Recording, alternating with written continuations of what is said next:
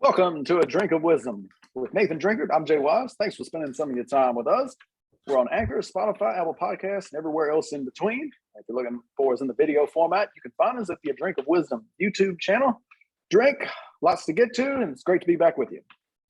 And I'm glad we got a lot to get to. Well, like we usually say for Rapids, whole lot of topics, a little bit of time. So let me just go ahead and jump into it. You know what I'm saying? Another day, another dollar.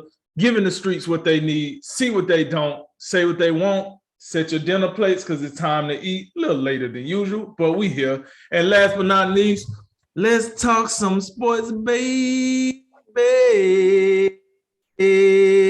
Jay, first and foremost, how you doing and what you got for us today?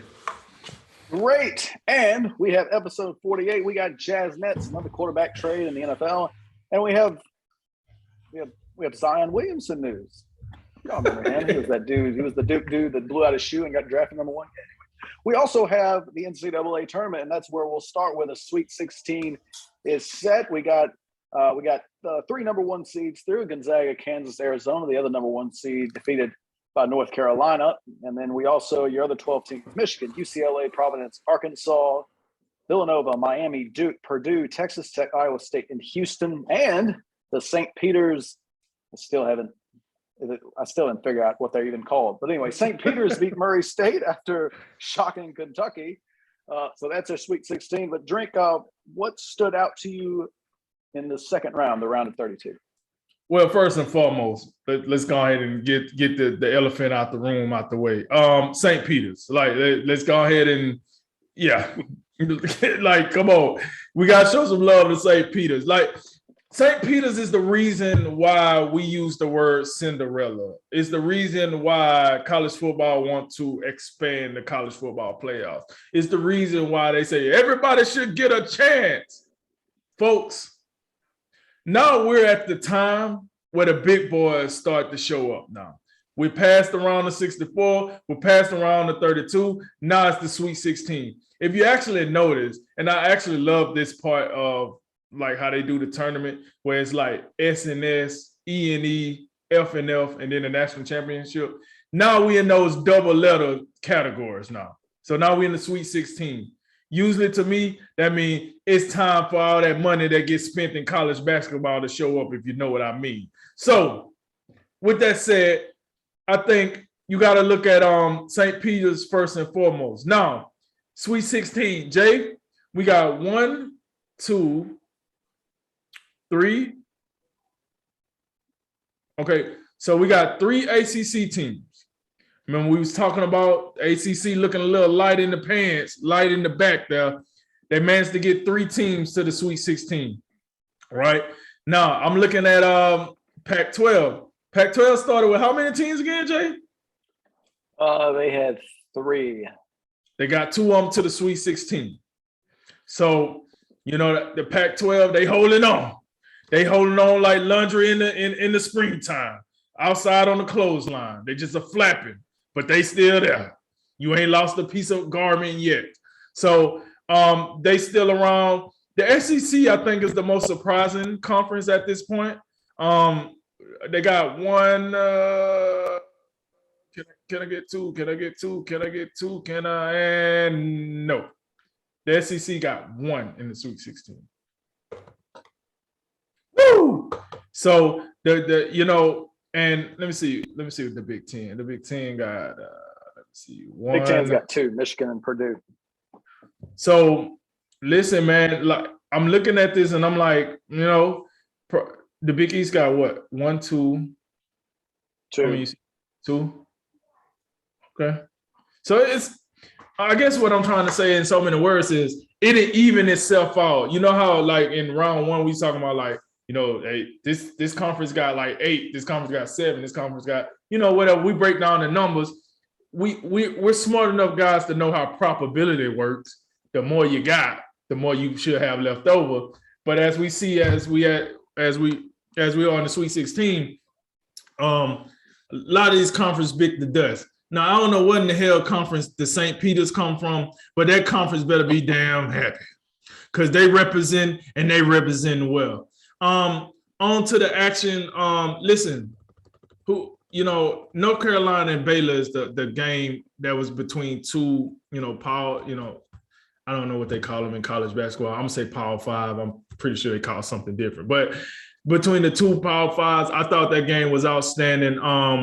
And I think that was the most controversial game of the round of 32. When the North Carolina big man, got injected for something I thought was fairly. I don't know. I felt the way about that. Just because this is college, you know how college is. One player can change the whole aspect. It's not like pros where everybody's getting paid a certain amount of money, so you expect to still do your job. In college, they still are kids. They're still student athletes. Yeah, they might be making $1 or $2, but in college, when you make a decision like the referees made in that game to kick out a guy that was like the focal point of North Carolina at the time, and his name eludes me. That's why I haven't said his name. But they eject him. I mean, it was a foul. I don't know. I just feel like this is the NCAA tournament, and if you're going to eject a player, it needs to be something clear cut where me and you both sit here and be like, yeah, he deserved to get ejected. Like, yeah, that should have happened. I don't know if I felt that way, and it almost cost North Carolina the game. They was kind of discombobulated. I mean, they was up by almost 30 at one point against Baylor. I mean, most people probably had. I think they were up 25 when that ejection happened, and then you could tell like it was pretty much right away that the momentum like kind of flipped the other way, and I was of the mindset that like if they blow this lead somehow, like this is like North Carolina fans gonna be howling about this, and I think rightfully so because as you say, I didn't see enough on that play to warrant an ejection. But I think once the game got into overtime, it was one of those things. Sometimes you see it when a team overcomes a big deficit. If they the journey to overcome the deficit, and then you like, oh God, we got to play another 5 minutes now. I thought they ran out of gas, so to speak. Yeah. Mm-hmm. No, I agree with you. They definitely ran out of gas. I think that was probably the most intriguing game for me this weekend. I want to hit on Michigan beating Tennessee, but I know you got some words you probably want to spread for that. But the reason I want to hit on Michigan is because I seen Juwan Howard after the game. We had Juwan Howard segment a couple of weeks ago when he got into it in the walk, the handshaking line, I guess they call it. Yeah. And that made news far and wide. Juwan Howard, I can't believe he putting his hands on other coach. I can't believe fighting in front of the kids, and this is unprofessional. He's supposed to be a steward of the game and set the right example. I ain't see nobody talking about him consoling that young man after the game the other night when that player from Tennessee came up to him and he was keeping him, hey man, hey brother, this is just another step into your journey on, for your next chapter, man. Don't let this stop you. Wasn't nobody talking about that. Oh, but we was quick to talk about him throwing a punch at another coach, even though the other coach should have got in trouble too. But that's neither here nor there. Michigan came through. To beat Tennessee. Tennessee was one of the teams that was considered a favorite in this tournament. So good win for Michigan. And I don't know if we was gonna get into the Sweet 16 or we gonna wait until Friday. Or no, because don't it start Thursday? I think it do start Thursday. All right, so let me go ahead and jump in there right quick. So what I do like about it is we got 3 of the 4 1 seeds left. And then we have two of the 2 seeds left, one of which I thought was out of here, and they still here. So, yeah, pity me. But I think right now, as far as what I've foreseen going into the Sweet 16, I think I'm still alive with my little makeshift bracket from before the round of 64. So I'm looking at that. And I tell you, as I look at this, the game I'm looking for the most in the Sweet 16 round is going to be the number 3 Purdue Boilermakers against the 15 St. Peter's Hawkeyes. They look like they can go St. Peter's Hawkeyes? And that, all right, no. I don't know. The Peacocks is one. That's the name that comes to mind. I don't know if that's right. We should know this. We're better than this. I don't think nobody knows this. That's the problem. Somebody has to know. Somebody from St. Peter's. Jay, Oh, the floor, the floor is open to you, man. such an egregious oversight. We'll do better, folks. I really thought the North Carolina and Baylor was really I thought that was the game that, for me, kind of stole the weekend show. It was the second straight game when North Carolina just came out and they looked like the 1 seed, or they looked like they were like, how is this team an 8 seed? And you just see like the guy that got ejected, Brady Manick, has just been playing. He's playing great. This Oklahoma transfer, who really, when you look at North Carolina teams, from the Roy Williams time, their 2 big men are traditional post guys. They normally have 2 Armando Baycots. The name Dayron Sharp, Wesley Johnson, Kennedy Meeks, names like that come to mind. And what Hubert Davis did is bring in a stretch 4 to kind of change that dynamic. So now you still have Baycott, but now you have this kid Manick, who can just light things up from behind the arc, and really it's just a different North Carolina team. And they really, and their defense was really something to behold early. And it's a wonder, like, if Brady Manick didn't get ejected, that game was going to end about where it was. Like, Baylor wasn't going to do anything. But I really think that ejection really gave them some life, and then they just started a really furious rally. And I thought North Carolina was very fortunate to walk out of there with a victory. But they move on to the next round. But if you look at it from a point of like the conference perspective, I owe the ACC an apology. I said nobody was getting to the second weekend, and of course, 3 out of 5 get through. Which Duke, I don't think that's all that surprising. They are 2 seeds, so they should get to the Sweet 16. Even though Michigan State was up 5 fairly late in that game before they seemingly lost control of it.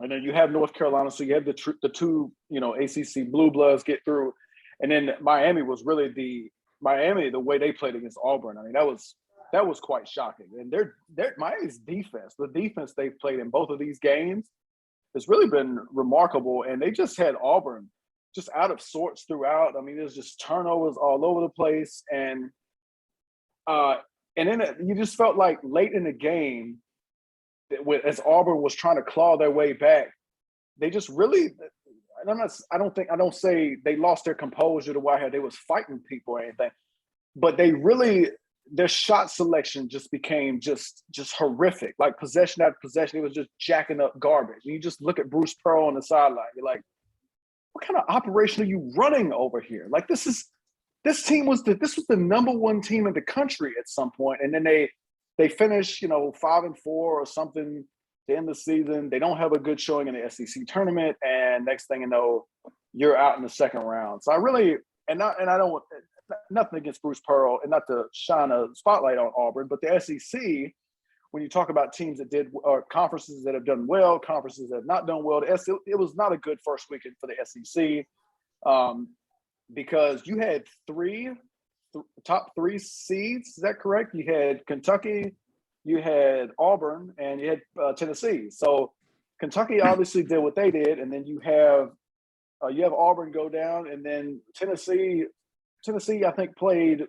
I think they were in the game. They were in it, but then Michigan as an 11 seed. Michigan's clearly more talented, and they got one of the best players in the tournament, Hunter Dickinson, who provides huge problems on the inside.